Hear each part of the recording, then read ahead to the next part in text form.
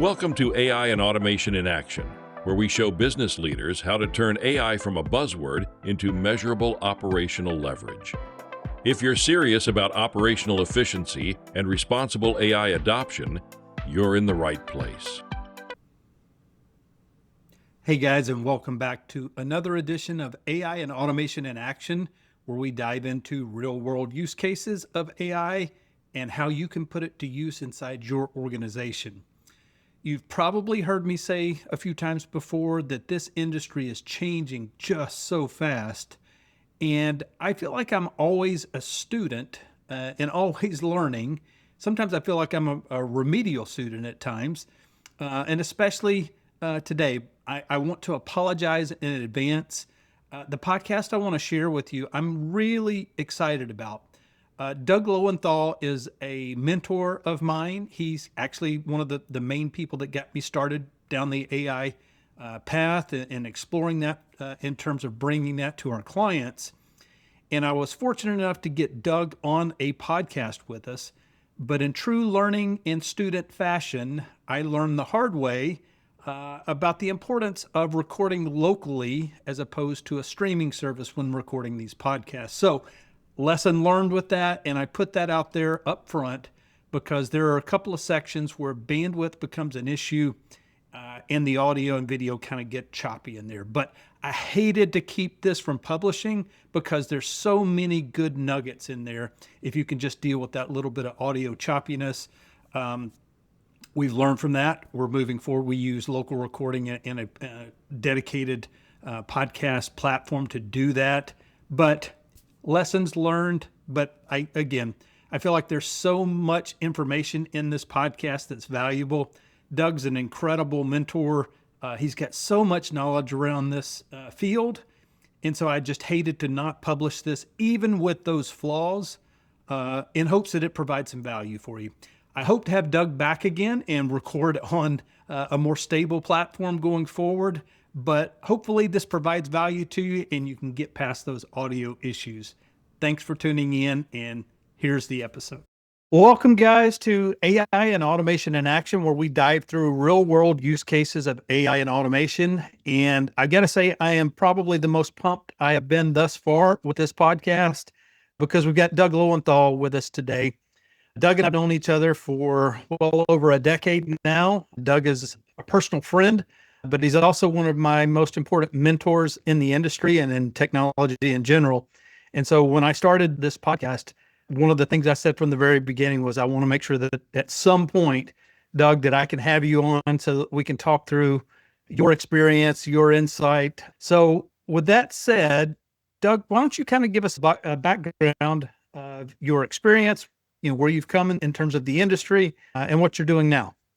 Awesome. Yeah, thanks, Shane. I'm excited to be here. I'm proud to be here with you on this podcast and share kind of our journey together. As Shane mentioned, I've known him for over a decade. Proud to call him a friend and be part of his journey along the way as well, growing and scaling his business. I've been in technology for forever. As a kid, a lot of us grew up, with Commodore 64s and TRS 80s, things like that. So I've been in it since the beginning. And I think I keep getting reinvigorated by what's happening with AI today. I'm more passionate about technology now than I've ever been. So I'm really excited to share some of the things we've been doing with it, with your audience and the community in general. My background, as I mentioned, always been in technology, but had run a managed service provider and MSP for just shy of 20 years and learned a lot along the way. Started it as a solopreneur and, started helping businesses manage their technology, scale that into a business with a team of about 20 people. We ran a very efficient, very healthy organization and very structurally sound, and ultimately became an acquisition target and was able to sell that company about 3.5 years ago. And I'm proud to say that my whole leadership team is still there at that organization. They continue to grow and thrive with what we had built there. So with that, I retired, I should say. That's probably the wrong word, but it was even weird to say, for about 1.5 years. And for anyone that's wondering, it was absolutely glorious. So waking up when your body says to wake up and, anyway, but it was enjoyable, but, it was interesting. Like a lot of shifts were happening in technology around that time. Cryptocurrencies were really starting to take off and blockchain. And so I really dove deep into that and learned a lot about that. And then obviously the AI shift had happened and explored that even further. But, with that, I still participated in our peer groups and was on Shane's, call weekly going over sales and operations, even though I didn't have an MSP anymore. But I just felt that we just had so much still to give in what we had built and how operational excellent my MSP was, and our profitability and gross margin and things of that sort. So I felt like we had built an aspirational model, and I had a consultant or mentor like Shane that came into my life and helped me. His name was Howard Borchainer. And I approached Howard. He was a key part of my journey, as well as many others that are clients of ours today, and approached him about starting a peer group training organization to really help MSPs kind of get unstuck and start to really create the profitability that they deserve, because we know the effort that goes into it, as well as really start to scale their businesses and kind of get unstuck. So Howard and I set out, and that's been just over 2 years now, 2 years, 3 months since we officially started. We worked together for about a year, kind of preemptively to that. But it's been exciting, and really I've been leveraging AI almost since inception. And, I remember ChatGPT, I forget what the model was, 3.5 or something, had first come out.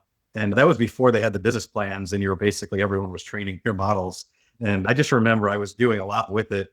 And I had asked Shane, because I was curious, like MSP Fuel hadn't existed yet. We didn't have a website yet. We were still kind of pre-launch. And I remember I asked Shane, can you ask your ChatGPT what it knows about MSP Fuel? Because I just wanted to test the idea of like, were we actually training their models to the point it would answer a question for someone else about something that someone else is working on.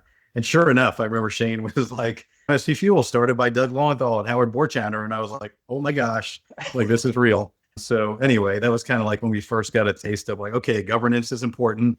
Like, shadow AI is a thing, and we need to make sure that we have end user license agreements and all those things in place. So anyway, really excited to be here and excited to share how we've been leveraging AI for efficiency, productivity, actually bringing it to our clients or MSPs we work with as well, challenging them to monetize it and really make it part of their internal execution as well as what they're bringing to their customers. So I can stop there for now.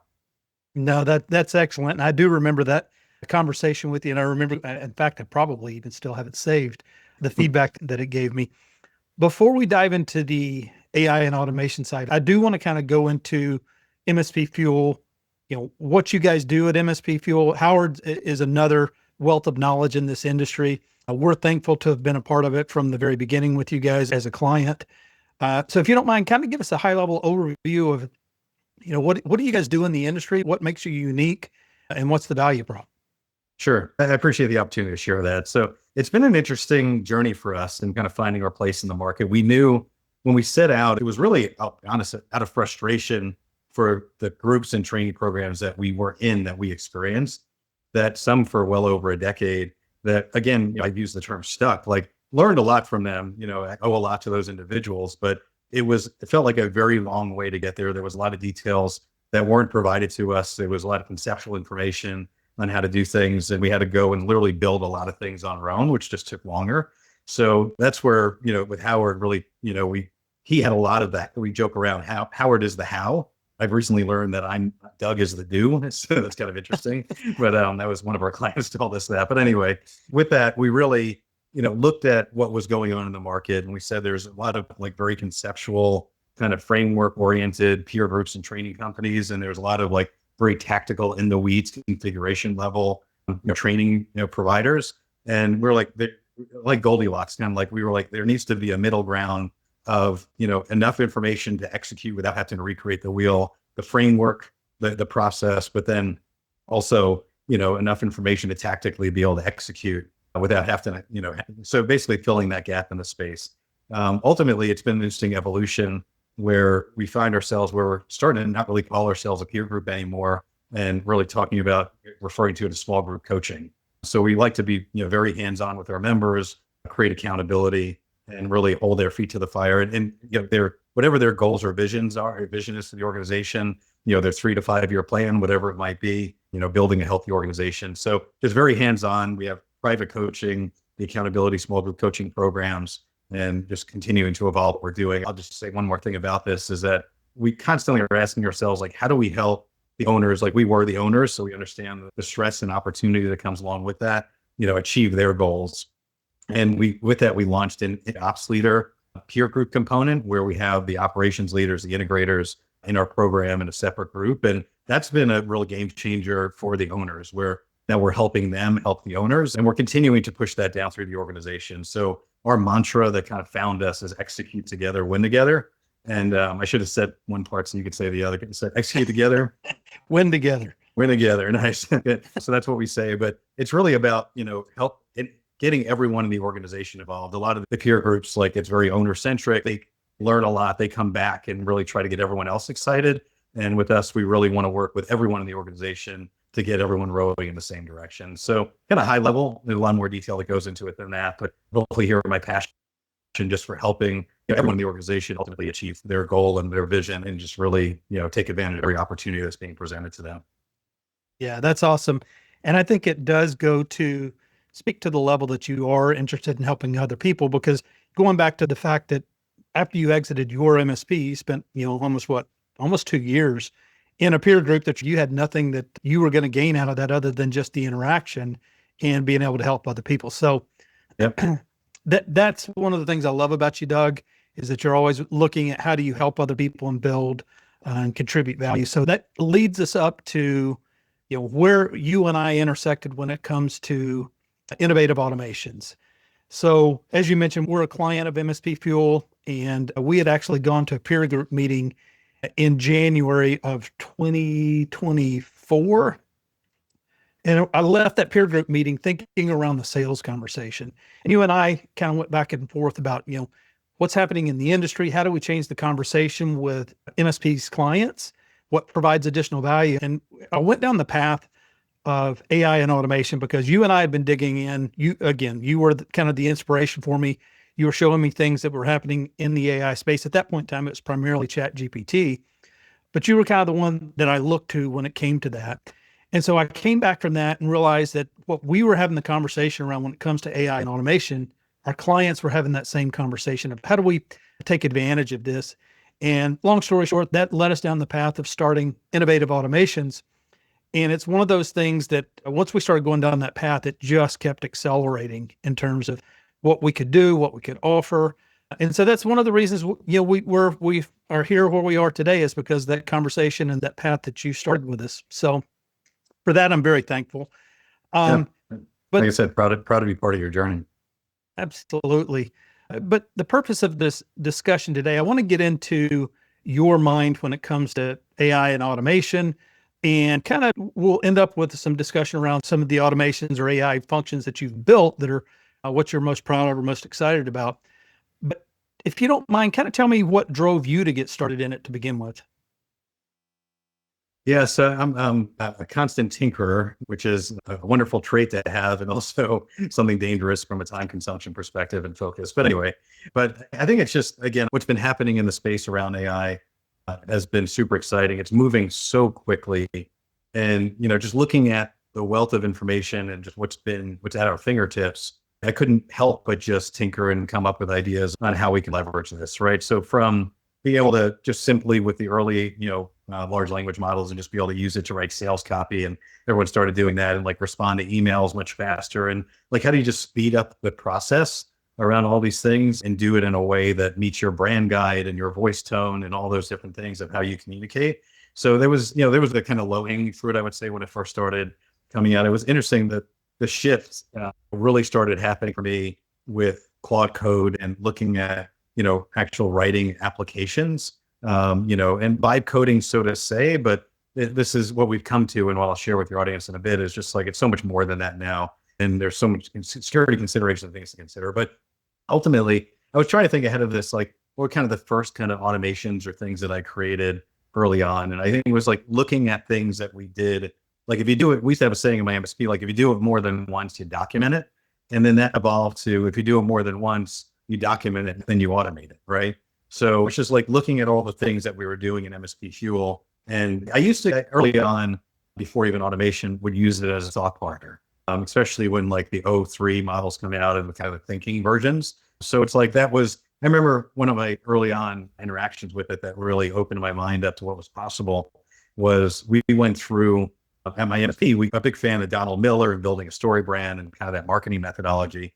And Shane, I know you're even a certified coach in it. You were so passionate about it. Yeah. And, right. So with that, I just remember that we did that at my MSP. We hired on a coach. We built a blueprint. I spent $10,000+ on it that led to $100,000+ website. And ultimately, it did pay dividends, and our marketing messaging was really dialed in, and we had our personas, figured out, all of that. And I remember that I actually booked a coffee with the person that did that with me. And just before I had coffee with them, I was like, you know what? Like, let me just ask it. It could be Donald Miller for me and act as my StoryBrand certified coach, right? And just see what would happen. And sure enough, it was like, yeah, no problem. Like, what do you need help with? And I knew the framework a bit. So of course that helped in kind of navigating it. But I would say what took a full day meeting with them, then them outputting something that we then reviewed and adjusted, so on and so forth, took maybe a 4-hour session. And I had something like really polished as a result. I canceled the coffee, but in essence, I mean, think about what I saved financially. And then ultimately wound up, we started off from a coding perspective using like Lovable out there and things. We wound up choosing to use Bolt as an example, but ultimately then took that and, turned that into a website that matched that messaging and the hero image and all those different things. So if you think about just from a cost shift perspective, like, a $20 a month ChatGPT, plan back then, and whatever we spent on Bolt, to displace, the $10,000 investment and $100,000 bill was pretty incredible. So I think that opened my eyes up before even getting into true, app dev, what was really possible just leveraging these things. Because ultimately, if you look at it, it's now become like a PhD level in pretty much, everything. So you have that at your fingertips. So ultimately it makes you a PhD level in anything. You just have to know how to leverage it to your benefit and just, navigate its deficiencies. Yeah. And we were similar in terms of the path because we started with those custom GPTs.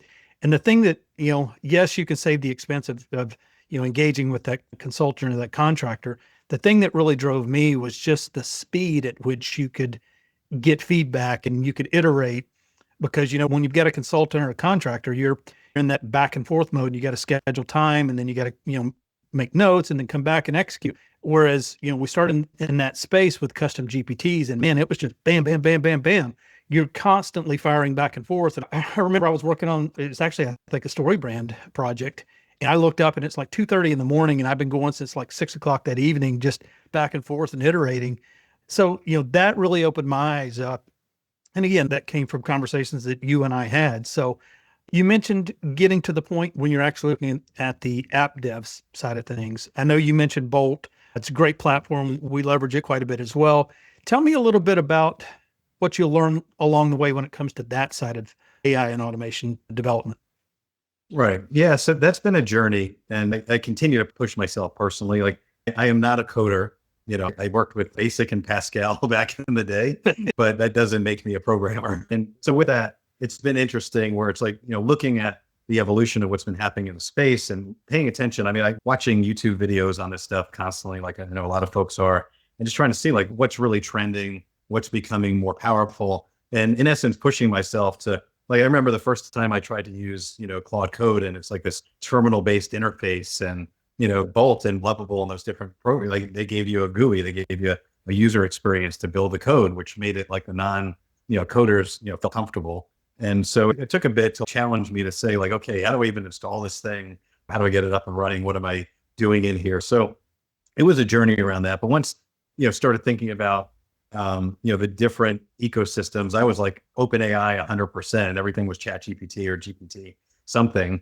And to start pushing myself to look at the Anthropic, ecosystem, which is where I still live, and looking at, I mean, it's amazing what they've developed there, not only in Claude Code, but in Cowork, as well as just Claude in general, and how these things can all interconnect. So yeah, it was a journey. I mean, really pushing myself to be comfortable in the terminal, which now at this point of this, podcast, they've made their desktop app much more, user friendly. So you don't necessarily need the terminal anymore. There's some benefits to it, but you can actually interact with it there as well. And even from the phone, which is pretty incredible at this point, that you can have, a Claude Code instance running in terminal or, through the desktop app, make it remotely accessible, and then pull up that session and build software from your couch, while you're watching TV from your phone.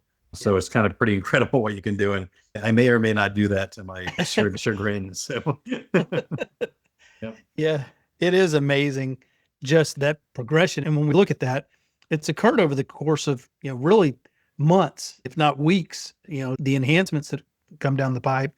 It's really incredible to see what you can do with these technologies today.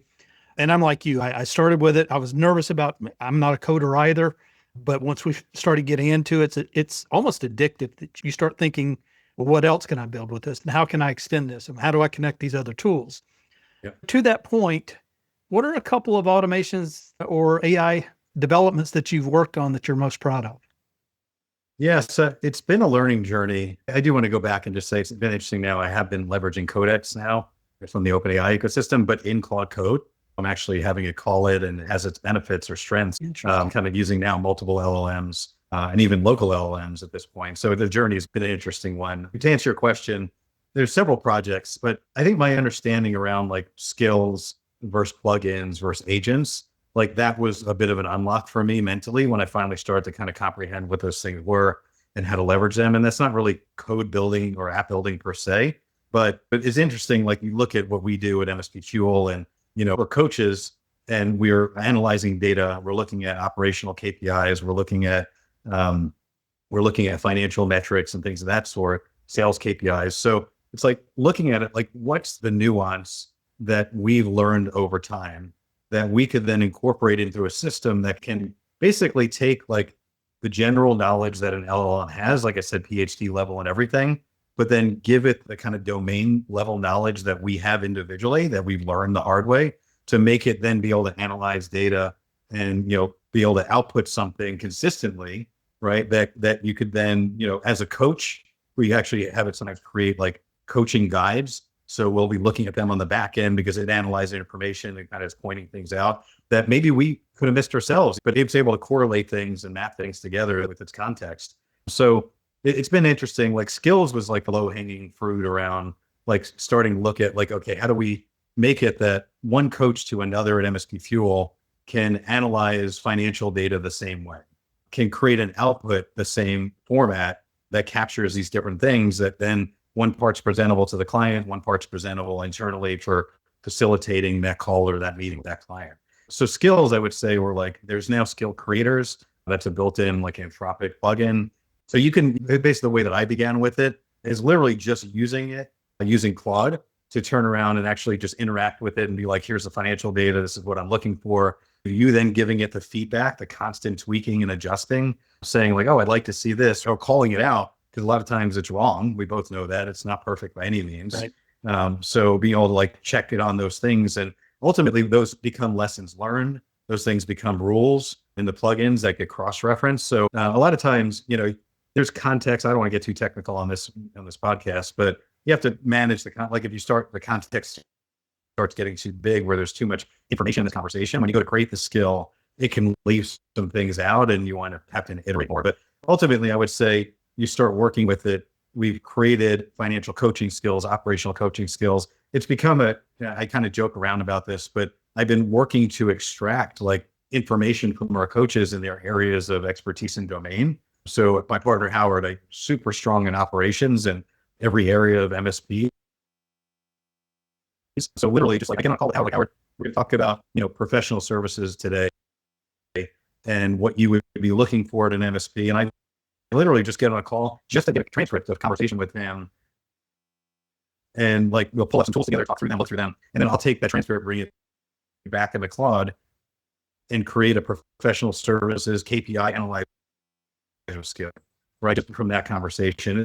It's as well to speed himself. So it's really been kind of a lower hanging fruit. I'll talk about plugins and agents, but skills I think are in these ways. And recently, you were there for this, our peer group meetings. We had everyone come into town for this and ultimately challenge them, like your BCIOs, just look at your different roles and they're analyzing data, creating outputs to present to your customers, or even internal facilitation.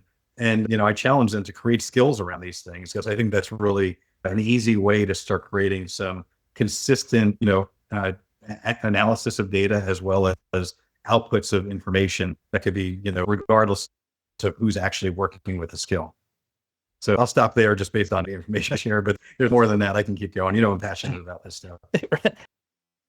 Absolutely. And that's one of the cool things. Like I say, every time I have a conversation with you, I learn something from it. So, and one thing I do want to point out, when you mention skills and agents, you're specifically talking about the Anthropic or Claude environment.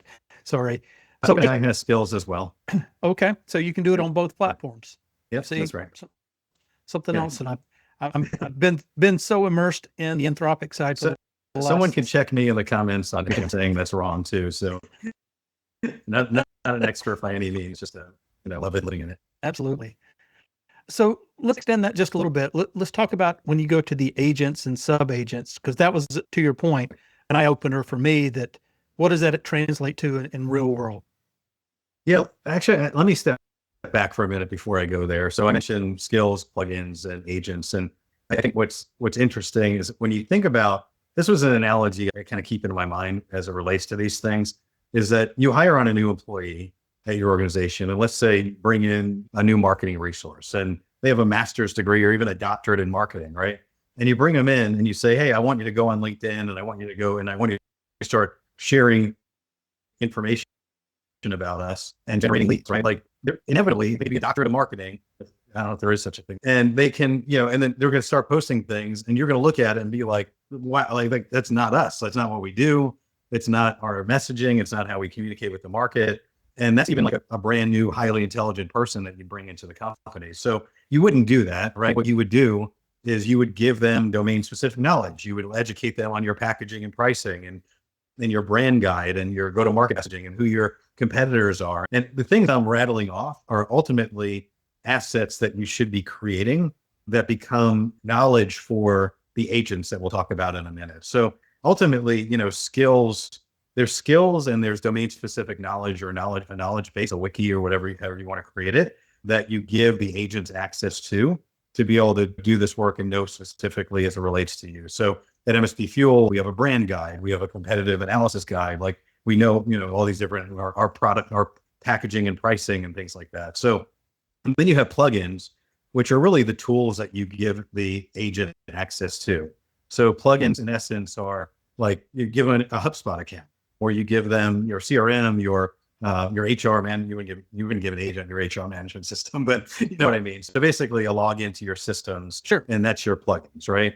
And then ultimately the agent in essence becomes, that I don't want to say employee replacement because it's the wrong, way to phrase that. It's really looking at, because a lot of times I mentioned earlier, you look at anything you're going to do more than once, you create a process and then you look to automate that process. And a lot of times that agent is leveraging the skills of the plugins to, work through that process. So agents, just to your audience, just depending on the level of knowledge here, like agents are kind of goal-based entities in the sense of that you can give them tasks to complete and, in essence, like a goal that you'd like to have. So the goal is that you have this much outreach on a daily basis, KPI specific, but then you give it the skill around the different things it can do in the brand related knowledge. And then you give it the plugins to access the different social media accounts, in the system. And basically, like you could also give an agent a goal of like getting X number of followers and things like that, and actually have it continue to iterate. And that's a whole nother conversation to evolve and achieve that goal over time. But so I don't know that I answered your question specifically, but I did want to tee it up to make sure that there was a base kind of everyone was on the same page before we stepped into agents. Yeah, absolutely. Would you add anything to that or change anything I said? I don't that I would, again, I learn from you almost every time we talk. So I always look to you as the source. So I'm not going to add anything to it. I will mention that HubSpot's inbound conference about a year and a half ago, the CTO of HubSpot was talking at that point in time that within the next 2 years, almost every organization was going to have their traditional workers working alongside agent workers. And I remember hearing that thinking, what does he mean by that? Because at that point I couldn't put it to tangible terms. And so now, understanding and seeing in reality what these agents can do now, I totally get it. But at that point in time, I couldn't understand it because I hadn't seen it in action. And so I think that's a inflection point that once you see that and you can understand what it means to the organization, to your point, it's not about replacing people. It's about compounding what people can do and giving 100%. Them that higher value.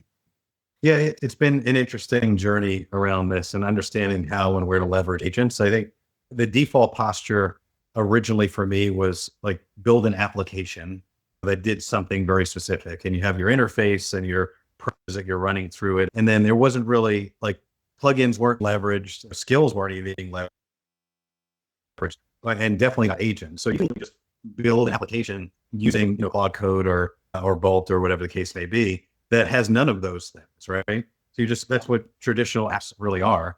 And where it starts really getting interesting is when you start incorporating the plugin skills and agents into an application, right? And that's when, like, this has been a mental journey for me and some of the things we've been doing around. I'll give an example. So my early kind of miss was we built this financial coaching skill, the operations coaching skills. And I was like, I want to give our coaches a user interface to it as opposed to having them go to Claude and executing it and doing it through command line. So let's build an app. So basically, we built an application that was a front end to a skill. And I kind of refer to it as like a skill wrapper. And I'm like, this is kind of neat concept. But ultimately what was happening was we had to like hard code a lot of things into like the information that was going into the skill and then the output that was coming out of the skill that was then being presented. So a lot of things that when you think about when you're doing this through Claude, you're in essence doing it through an agent. So the agent is kind of taking the information from the user, handing it off to the skill, taking the output from the skill and handing it back to the user. We weren't doing that originally. So that was kind of an interesting evolution of like, we actually need to build an agent-oriented application that can leverage the skill. And then ultimately brought the skill to life, the skill wrapper to life, where now we were using the actual, agents and the APIs for Claude, in between the interaction. So we're like, we don't have to recreate the wheel around stuff. Like that system, that structure already exists. And we just had to have a user interface where instead of putting them into a terminal, we were putting them into a GUI that we control. Right. So to your point, this was a micro app, whatever everyone refer to it, around a very specific thing to create efficiency for a coach, right? The coach doesn't go away. The coach just is able now to be more faster, smarter, support, hopefully, more clients without, I say without impacting quality, but in this case, actually improving quality, right? Improving quality, improving consistency. So they're able to do more and they're able to do it well. So it's interesting when you start thinking about it that way of like, start looking at your workflows and you're like, not only could we automate this, so to say, like, because you could take the human out of the middle, but can we make it that through the use of this technology, could we make our employees that much, faster and produce more consistent outputs and, support more revenue per employee, right? Right. Yeah. And that's one of the things that I think in the conversation we've had with business owners and leaders, when we start talking about AI and automation, they get in their head that it has to be something really grandiose in terms of what are we going to build? Is it a full platform? And most of the time where we see the biggest gains, it's in the small automations, like you say, that augment or improve what someone's already doing. And so I think that getting people around that mindset that it doesn't have to be just this massive build or this massive project. It's really about what are the things that can give you better consistency, that can improve time to output, the little things that you can stack over and over and continue to build upon. That's where we find the biggest gains. I'll give you another lens to look at it through of like what drives you crazy, right? I'll give you a version of that. So we have our sales team, love them all, brilliant people, but it's interesting, like the nuance for us of like who an ideal client is, what a managed service provider is. That term is actually used in other industries, so it makes it even more confusing. Be able to bring on a sales team and have them identify an ideal client for us was proving problematic, right? And it's like a lot of times they're booking meetings with people that we shouldn't have a meeting with to begin with. So it was a waste of time. So ultimately, you think about like just looking at frustration and saying, let's build an interface we call the prospect analyzer tool that we gave the team, and we built out on the back end what defined, ideal client profile. And ultimately they would put in a website, and LinkedIn URLs for the either a contact and or the company. And we use some different tools. FireCrawl goes out, analyzes their website, their LinkedIn profiles, and then it runs it through the criteria that we have that says like, this is a great prospect. This is what we're looking for. We also put in kind of detractors of like, if they says these certain keywords or is it geography or whatever the case may be, would not be a good client fit for us. So something as simple as that literally took like less than a day for us to build to this thing. Obviously we had all the domain knowledge internally and, knew what we had to do, but ultimately we were able to build this thing, hand it off to the team and say, try it and let's see. And ultimately what we did, we took our entire database and ran it through PET. And when finding out that, let's say for every 10,000 contacts that we had, there was like 3,000 that weren't actually a fit. So think about all the wasted effort of the sales rep reaching out and maybe even not booking a point, just trying to reach out to them and all that wasted cycles, let alone when they do book it, wasting someone else's time hopping on a call with them. So a pretty simple tool, so to say. And obviously we had to build all the mechanics around ingesting the data, analyzing it, using different plugins and different things to research them and then provide the output. So yeah, Shane, I would just say, look for things that drive you crazy. There might be an automation opportunity there. Absolutely.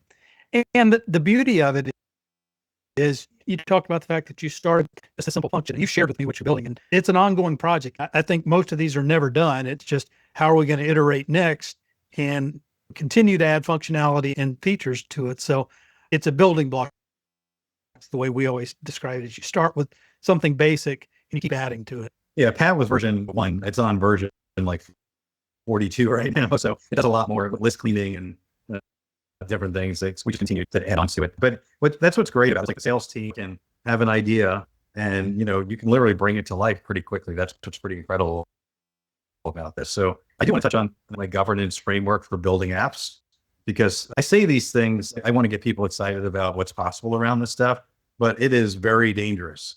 The information that we're dropping in there, like if we didn't have clients and things like how you structure these things, what you're putting in them, who has access to them, where it's all stored and all that stuff. Like there's a lot to consider. So it's super exciting. You could build things very rapidly, like I said, in a day, to have a little mini app built. But ultimately, like if we didn't know what we knew, we could have created quite a bit of risk for our organization. And it's just not even opening our CRM up for external access accidentally because we connected it to the system that we built. So something as you wouldn't even think that would be a possibility, but definitely is.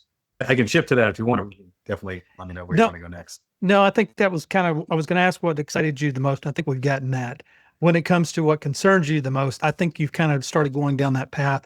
And it is something from our perspective that, yes, this is an exciting time to be involved in technology. Things are changing daily, but there are inherent risks to doing this blindly without taking into consideration not having guardrails. So, if you want to kind of step through, what are the general ideas of what you put in place? And then we'll land the plane on what you guys are doing today and how people can get a hold of you. Okay. We say what excites me the most. I mean, obviously I shared some really cool things that we've done. I will say that a project that I use every single day that we built and is a kind of like an internal virtual assistant. There's been some exciting projects, open source projects that have come out about this. Talk about security risk. Like they are huge, very, very concerning. OpenClaw is an example. That's the current name of it. It used to be Maltbot, and there was a variety of names that went through Claudebot. And then Hermes Agent is another one that's very popular right now. Very dangerous systems, but the idea of having a virtual assistant that has access to, your calendar, your email, your messages, your direct messages, things of that sort, and Teams or whatever. For us, I started thinking about this, and I'll just share this because I think it's powerful. Like we use Fireflies as our meeting transcription tool. And just since day one, when we started the company, it was 3 years ago, really is when we signed up for Fireflies. And in that system, I literally had almost 1,300 meetings that they had stored in the system. And I was like, man, there's so much opportunity in all these sales calls I had, partnership opportunities, just whatever they were, and to extract out this information and really ultimately build, a wiki based on it. So I can go into the technical details. There's some projects that are popular around this, but ultimately, like, how do you feed this data source? So ultimately, this thing started, you talk about version 1 and what it evolves to, was like, how do I mine this data and turn it into something that I can leverage day to day to help me, follow up better? I'll just share one tidbit. So I basically built, we built an extractor that extracted all these meetings and analyzed them and then turned them into a wiki and Obsidian, and ultimately connected all the dots. Like, it's pretty crazy when you look at this, like all the companies and all the people, and, but then I'll share this with you, Shane, like we created a slew of agents that analyze the meetings. And one of them, the persona of the agent, is actually a psychologist. And I actually have it analyzed and say, like, what are the buying signals from this person? Like, what's their goals? Like, what are they trying to achieve? What are they trying to, hide from or avoid, and kind of give me like the mental psychosis or whatever of this prospect or whatever it may be. So it's really interesting when you start leveraging it. There's like a business analyst, there's all these different roles and functions that look at these meetings and ultimately create context that you could then, is indexed and searchable. And, And then when you have that next meeting, like you have some insights that you didn't have before. And anyways, it's really powerful. And that project for me continues to evolve and turn into something that we're building for other team members so they can get faster, smarter, and be able through the use of these tools. So just one example of many. Like every morning now, I get a kind of morning update. It actually watches YouTube videos for me now. Like I don't have to watch all the YouTube videos. It extracts any insights that I should be aware of. So I've gotten time back there. Like I love watching them, but it's just too much to keep up on. So I gave my list of creators and it goes through and it knows the relevance of who I am and what I'm interested in. And will tell me, hey, we're already doing this stuff, but this looks really cool. You may want to, either consider things that it actually picks up on that's low risk, but high value. It'll actually auto implement into my projects. So it'll basically as a constant evolution opportunity. So anyway, I just want to share that as that one I'm super excited about because it just literally helps me every day be prepared for the day, gain insights that I wouldn't have potentially gained otherwise, and just continue to evolve and get time back to be able to focus on the things that, I enjoy the most. So on the security side, do you have anything you want to chime in about that, or should I just keep going? You can just keep going. I would just say that that's amazing. I've seen what you've built thus far. It was amazing. Then hearing what you're doing on the other side of it, it's incredible. So with that, we did build a project, and we'll have Shane share the link to a GitHub repo that's publicly accessible, free to use. But ultimately building these apps, there was a lot of different considerations, security considerations, what complexity, what different tools, where data was going to be hosted, all those different things, and like setup guides for building them out. Like there's the human in the middle stuff that has to happen for building out apps and the decision frameworks. And so we built out a project that ultimately you go through and you create what's called a PRD, or a project requirement document. It facilitates that. It actually will go through a series of questions to kind of have you clarify what you're trying to build. But then ultimately, it also evaluates the security risk or exposure related to it. So there's like tiers that are built into it. Tier 0 is like no authentication is even needed. But the tier 4 is like you actually should have physical security, where like you have a UV key or some sort of, that you're using to like unlock the system. That's how like you're moving money and different things like that. So it's, varies from nothing to that hard lockdown of encryption and things like that. And then there's a lot of really amazing frameworks that exist that are open source projects. GSD, there are superpowers, and those are familiar with these. They're really amazing tools, but they're not, what we built was really, we're calling it a governance build framework, where it's looking at like, okay, you could build the app, but what scaffolding do you need from an infrastructure perspective? What security do you need to apply to it? What things do you need to think through to actually put it into production? So you can use it for rapid prototyping. You could say, hey, I just want to put something in front of a customer tomorrow to get them excited about something, but we're not going to put it in production. Like literally tier 0 build, rapid build, like there's phase builds where like more complex apps. And then we have an express build, we call it, for just, so you can literally just take a concept. And I did this as a demo for our clients where they just be able to put something together in a matter of just a couple of hours, had something with fake data in it, just asked it to populate some fake information. And if I would have shown that to a prospect, they would have been super excited about it. And that could have been translated into, okay, we can go ahead and put a proposal in front of you to start building a prototype and build something else. So I want to share that with your audience. I am excited to share that I'm working on an agent project next to really define agent personas and really start getting into treating them more as that employee that I mentioned that you hired on, like job description, day in the life, like, what KPIs they're held accountable to, and like, how do you treat them that way? But ultimately the knowledge base or knowledge source. Anyway, that one's coming soon. We'll share that. Maybe have another video once that's finished. So incorporating agents more and more into our projects and just thinking about how to leverage them and give them different knowledge bases, and even looking at security and having them challenge each other, which is really interesting. We actually have a project that we're working on right now where there's like they have to go 3 rounds with each other to then ultimately have an orchestrator decide based on the feedback what the ultimate determination should be. So you can do some really interesting things with this. I mean, think about the way conversation happens in an office, right?